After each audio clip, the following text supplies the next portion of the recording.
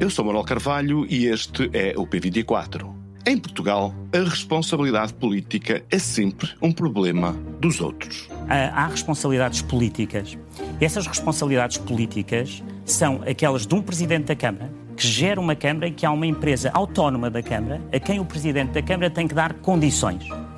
Se alguém provar que Carlos Moedas não deu as condições a essa empresa, que o orçamento da empresa diminuiu, o que não diminuiu, aumentou no meu mandato de 30%. Se alguém provar que essa empresa não investiu em novo equipamento, essa empresa investiu mais 60% no meu mandato do que no mandato anterior. E se alguém provar que na manutenção essa empresa diminuiu o nível de manutenção, então aí há responsabilidade política. Carlos Moedas, Presidente da Câmara de Lisboa, em entrevista à Clara de Sousa, na SIC, deixou no ar várias considerações sobre o que é a responsabilidade política. No seu entender, essa responsabilidade passa em exclusivo por saber se ele, como Presidente, deu todas as condições materiais e financeiras para que a Carris funcionasse, fizesse a manutenção dos seus equipamentos e evitasse tragédias como a que aconteceu no Elevador da Glória. Moedas diz que deu todas essas garantias que a empresa autónoma que não deve assumir essa responsabilidade. Para a ciência política do futuro, deixou um novo axioma. A responsabilidade política, disse ele, é saber que alguma coisa corre mal e nada fazer para a corrigir. O debate sobre a responsabilidade política dos titulares de cargos políticos, com funções executivas, é antigo. Na Alemanha, a discussão que temos por estes dias aqui em Portugal repete-se governo após governo, porque, lá como cá, a responsabilidade política é sempre um dever dos outros. Os dos da oposição, nunca os dos nossos. No Reino Unido, onde a responsabilidade política é uma espécie de convenção constitucional, há cientistas a dizer que a interpretação desse velho princípio mudou nos governos de Theresa May e de Boris Johnson.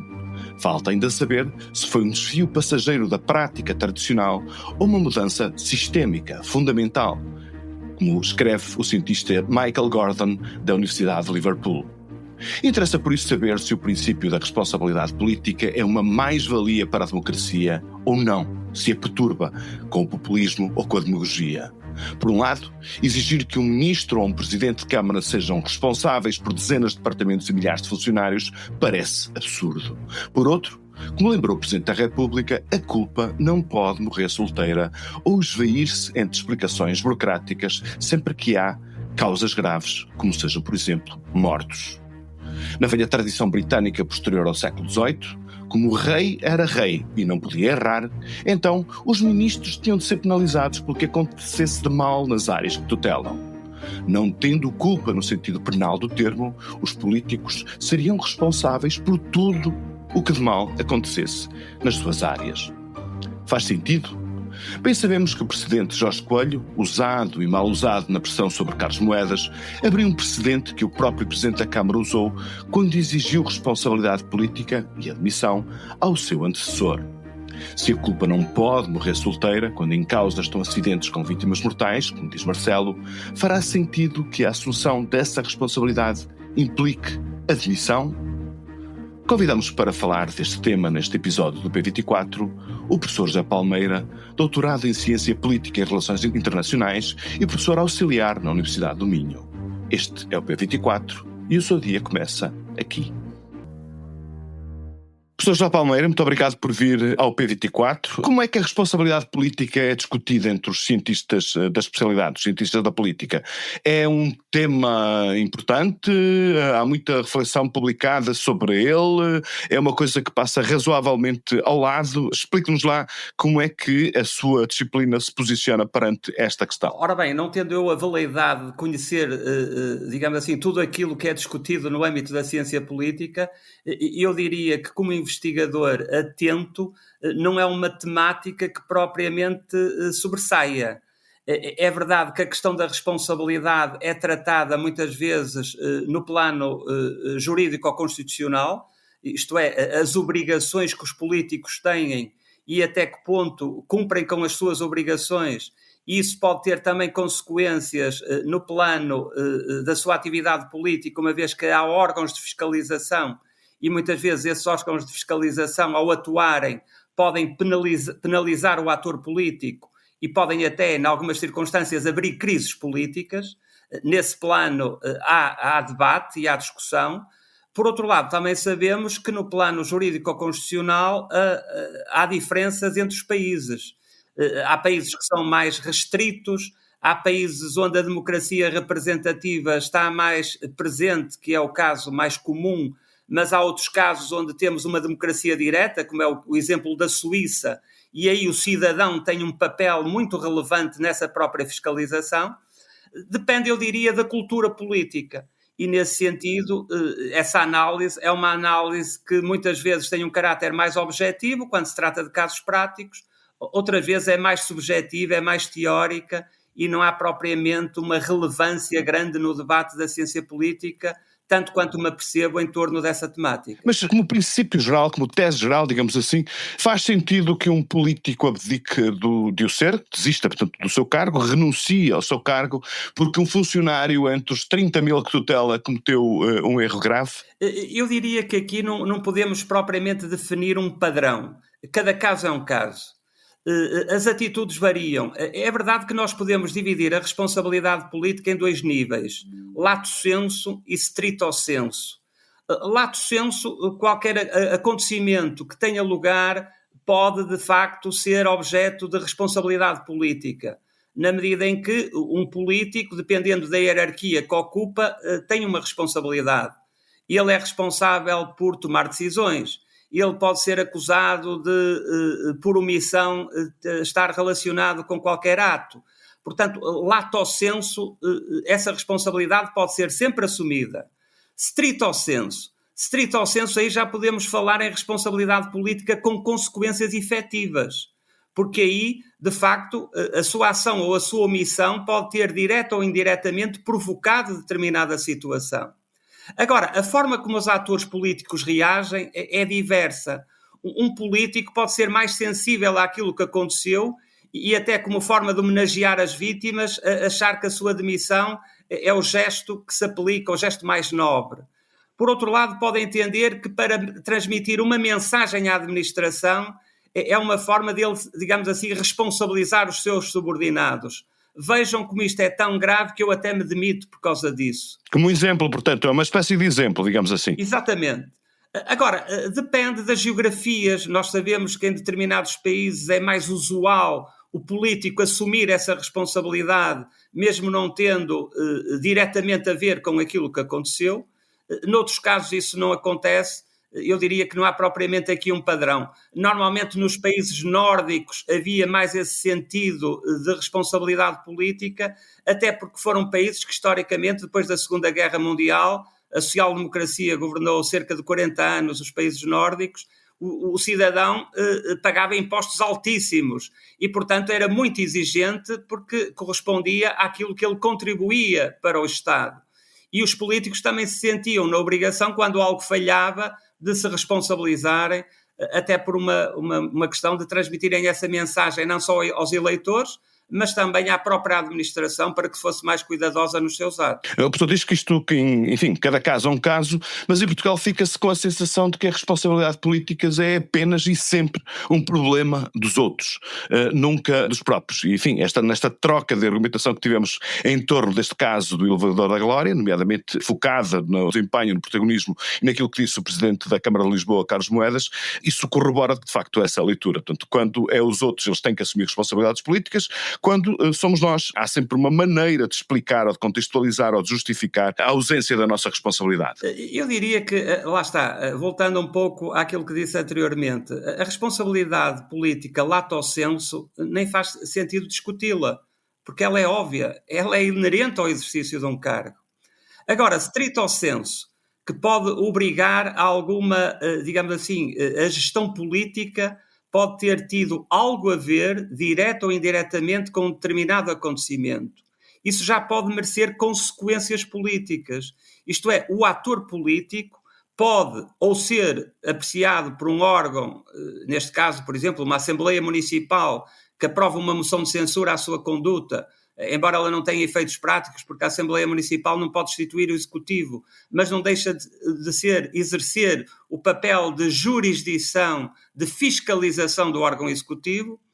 Pode ter consequências eleitorais, se esse ator político se sujeitar a eleições, os eleitores apreciarem a sua conduta relativamente também a um determinado acontecimento, e pode ter, como é óbvio, pode ser o próprio a retirar essas ilações, com base, por exemplo, naquilo que eu referi anteriormente, ou para ser exemplar face à administração, ou para, perante a opinião pública, mostrar sensibilidade face àquilo que aconteceu, mas isso, de facto, aqui também não podemos estabelecer normativamente o que é que deve levar um político a tomar uma determinada posição. Varia, mais uma vez, muito com a cultura política, digamos assim, com aquilo que ele sente, que é o sentimento dos eleitores. Mas, de qualquer forma, professor, reconhece que esta nossa discussão tem como precedente, ou se quisermos até como jurisprudência, o exemplo do ministro Jorge Coelho, que se demitiu, portanto, naquela noite em que um pilar da ponte de Entre os Rios caiu. Isso, de alguma forma, estabeleceu um quadro de referência sobre o qual todos os outros comportamentos de avaliação da responsabilidade política acabam mais, ou de uma forma mais ou menos intensa, por ser analisados. Eu tenho alguma dificuldade em falar em jurisprudência, e eu percebo... Jurisprudência, sim, não é jurisprudência, porque isso, enfim, não tem consequências de natureza jurídica, era mais, enfim, de estabelecer, portanto, um padrão de decisão. É verdade que podemos tomar isso como referência, mas neste caso até estamos a falar de um ministro, ora um ministro que tem uma tutela sobre uma pasta específica, não é? No caso mais recente estamos a falar do Presidente da Câmara, que nem tem sequer esse pelouro está atribuído a um vereador. É verdade que podemos dizer também que os presidentes da Câmara, ao contrário dos ministros, são eleitos, não é? Há aqui uma ligação umbilical entre o eleitor e o eleito. Isso aplica-se não apenas ao presidente da Câmara, como aos vereadores. Aliás, as câmaras são os únicos executivos que são diretamente eleitos pelos eleitores. O governo não é eleito. O primeiro-ministro não é eleito. E perante essa ligação, eu diria que substituir um ministro é mais fácil. O ministro sai e entra outro, sem qualquer consequências. No caso de uma autarquia, a situação é mais complexa, apesar de tudo. Portanto, eu, mais uma vez, acho que faz sentido atender caso a caso, embora, no caso de Jorge Coelho, temos que enaltecer o seu gesto, na medida em que, dada as circunstâncias em que se deu o acidente e dado o alarme público que o mesmo gerou, foi uma forma não só de homenagear as vítimas, mas também de sensibilizar a administração pública para quão importante é as questões de segurança. E nesse sentido, podemos dizer que a sua atitude pode ter tido impacto. No caso de uma autarquia, é mais duvidoso que isso possa acontecer. De qualquer forma, mais uma vez, eu remeteria para o tratamento caso a caso e para o facto de, na autarquia, haver essa responsabilidade coletiva de serem eleitos e não de serem nomeados. Digamos que a nomeação fragiliza a relevância política face ao eleito. Esta eleição, de qualquer forma, professor, vai decorrer sobre a égide desta polémica. O que é que antecipa que possa acontecer? Ou seja, acha que a responsabilidade política vai ter aqui um papel no desfecho eleitoral ou, eventualmente, nem tanto? Ora bem, é difícil, como é óbvio, de adivinhar quais serão essas consequências. É verdade que já vimos que a questão está em debate público, que há diferentes posições e é verdade também que quando próximo de uma eleição há um acontecimento que pode justificar desgaste de um dos candidatos, neste caso do incumbente, esse assunto não deixa de ser aproveitado pela oposição. Agora, aqui não há uma relação direta, pelo menos até agora ainda não foi estabelecida, entre a conduta do Presidente da Câmara e aquilo que aconteceu. Se a oposição for capaz de estabelecer algum nexo de causalidade, isso, porventura, no plano eleitoral pode ter significado.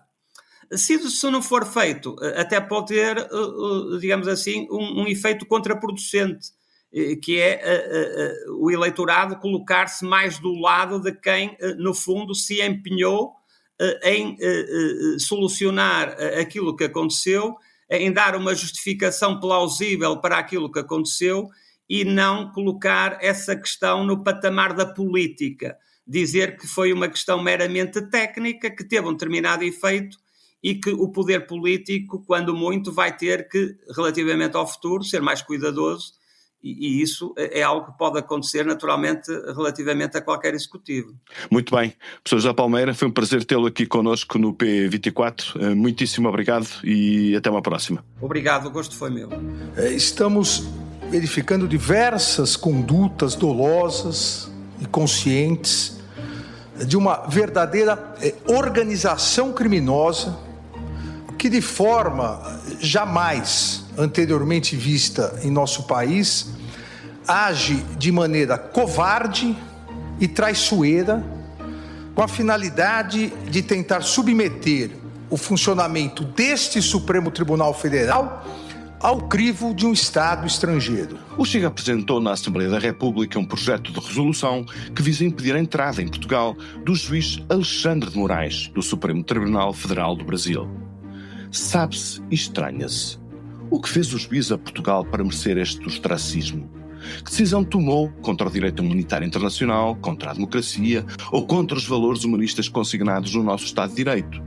A resposta é clara. Não fez nada. O Chega avança com esta iniciativa apenas para se pôr em bicos de pés e aparecer bem na fotografia ao lado de Donald Trump. Como os Estados Unidos proibiram a entrada de Alexandre de Moraes no seu território, a aliança trumpista e antidemocrática internacional que o Chega defende mostra solidariedade ao seu chefe. A iniciativa será certamente chumbada, não apenas por ser despropositada, também porque é um ato de subserviência em relação a uma potência estrangeira. Tem apenas uma virtude: mostrar, caso fosse necessário, o apego que o Chega tem pela independência judicial, seja nenhum, e a devoção que mostra pelo golpismo de Jair Bolsonaro, que o juiz Alexandre de Moraes tem combatido com firmeza. O P24 regressa amanhã. Tenha um bom dia.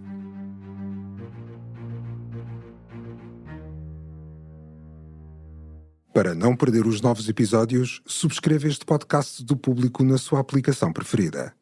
Para além deste programa, há mais para descobrir em público.pt/podcasts. O Público fica no ouvido.